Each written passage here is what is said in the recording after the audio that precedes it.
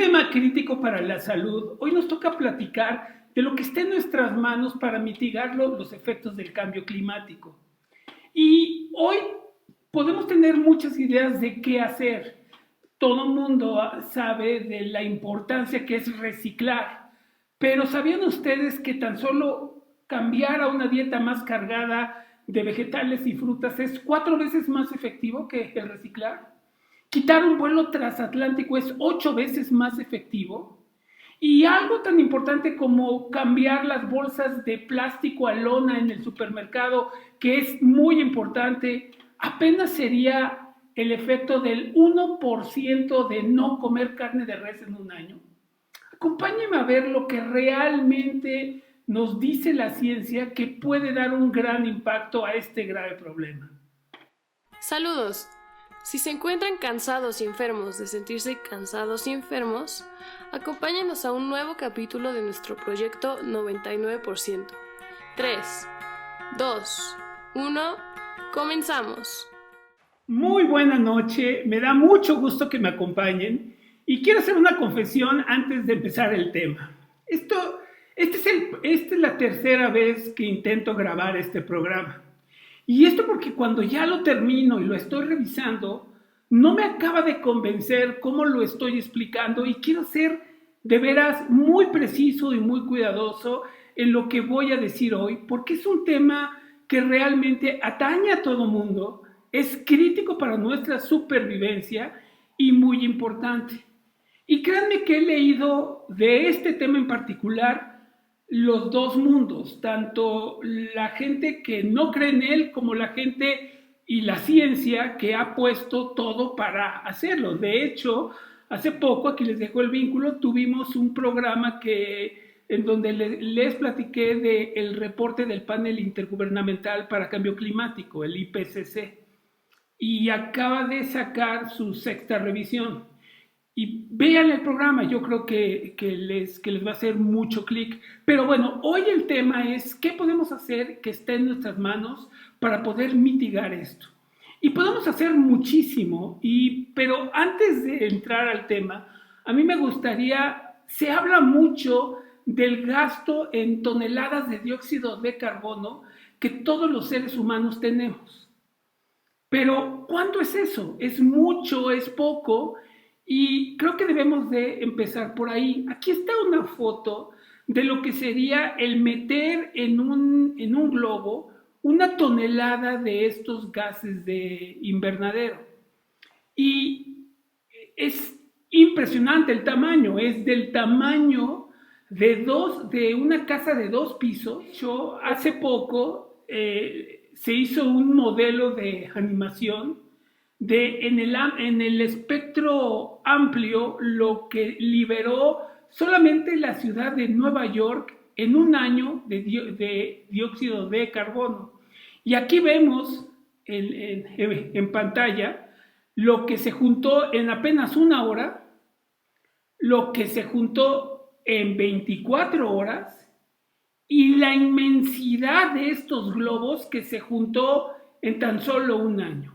Y es realmente impresionante la cantidad y la magnitud en un modelo matemático que es muy amplio y muy exacto.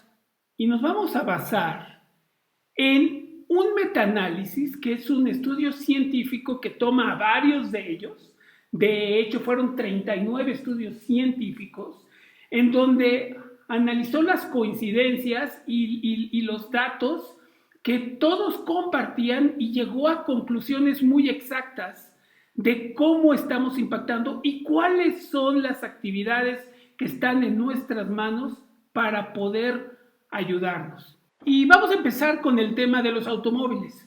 ¿Cuál es el impacto de tener un automóvil y utilizarlo de una forma regular, como se requiere en las grandes ciudades? Bueno, para llegar a este tema vamos a tomar el estándar de un auto mediano que tiene una economía entre más o menos 10 a 14 kilómetros por litro.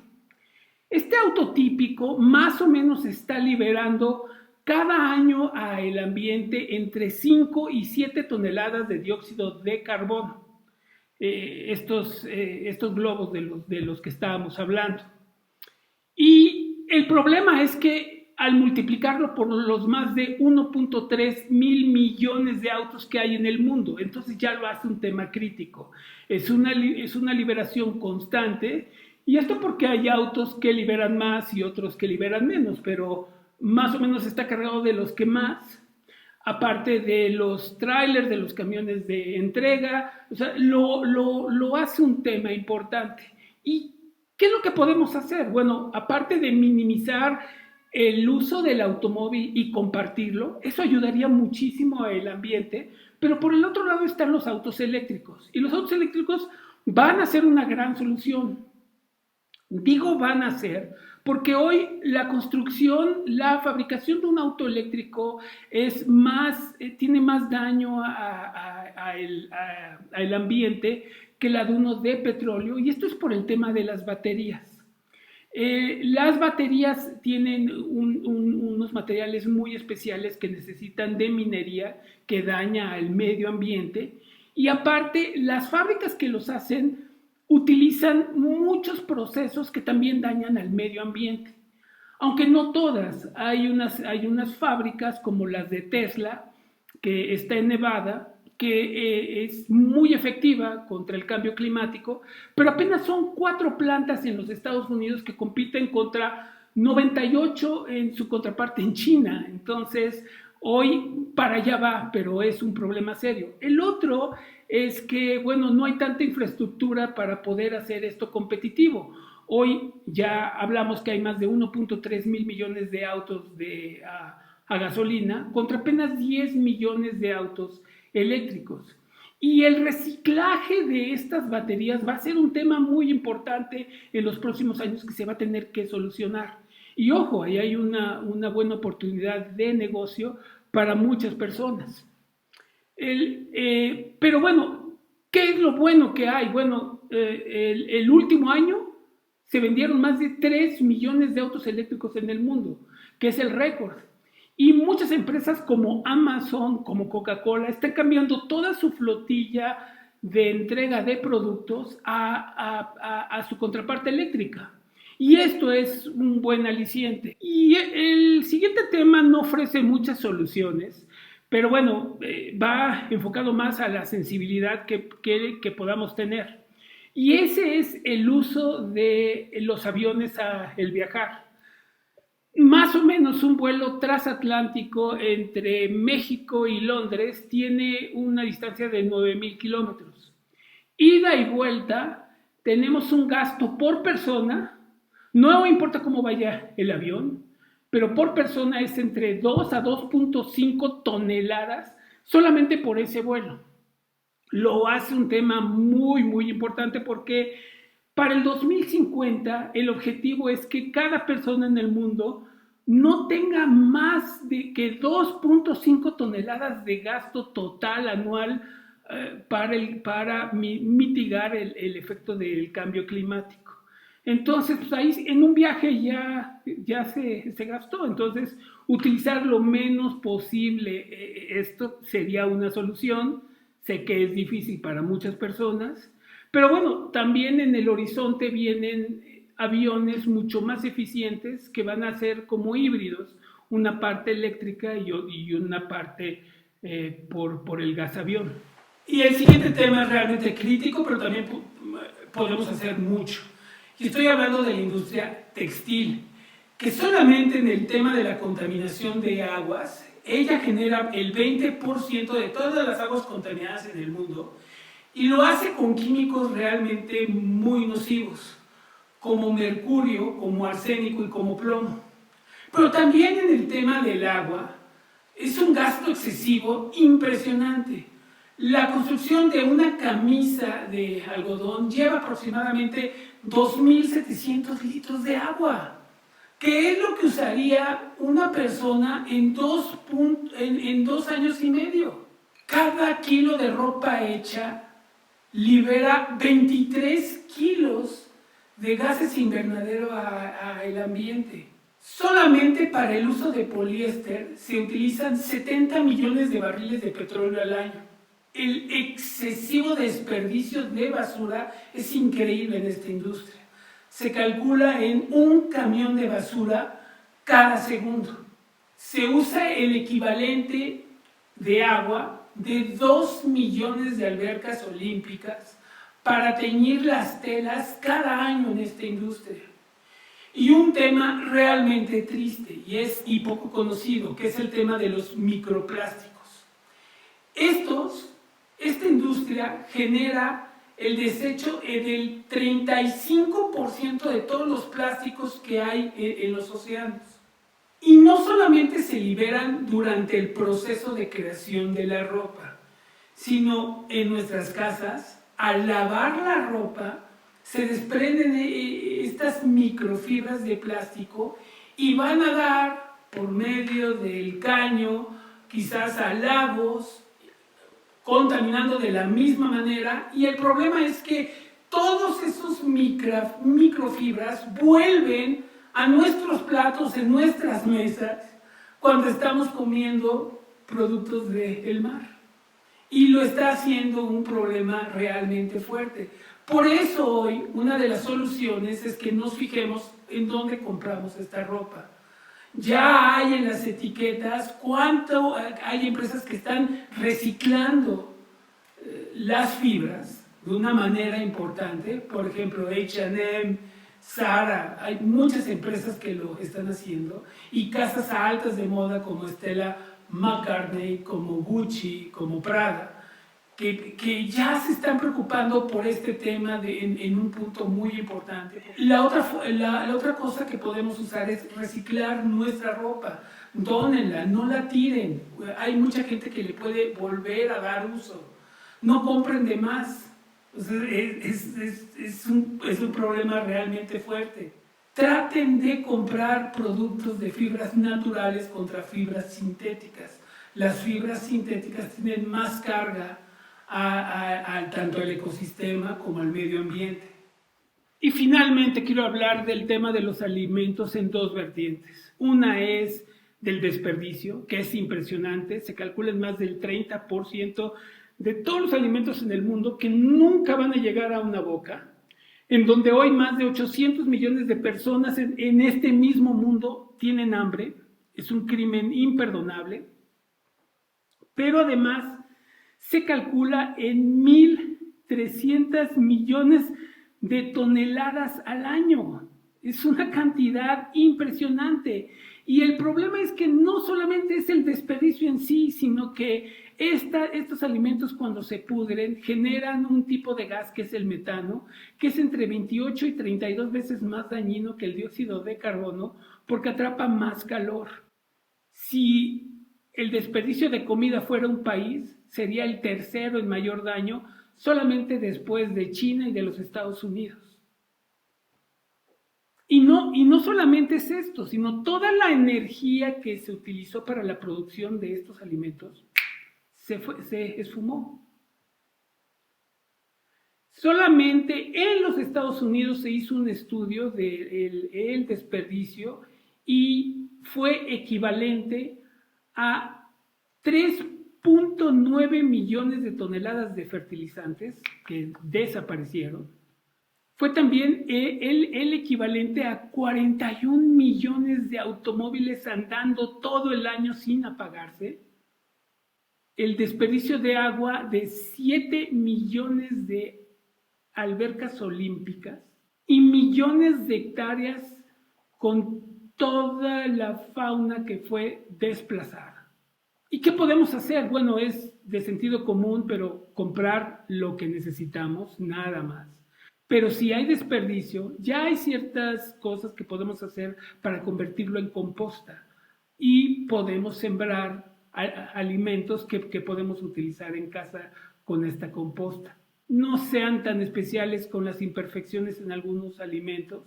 Tienen el mismo poder nutricional que los que se ven perfectos. Y después hay otros alimentos que tienen diferentes propiedades nutricionales cuando son inmaduros, cuando están bien o cuando ya se pasaron. Y aquí les dejo el vínculo de el plátano. El plátano cuando es verde tiene unas funciones muy importantes, cuando está normal tiene otras, y cuando está negro tiene también muy interesantes. La fecha de expiración no es algo que esté regulado por el gobierno. Las pone el fabricante al libre albedrío y hay ciertos fabricantes que las utilizan para que la gente compre más, de una forma más frecuente sus productos.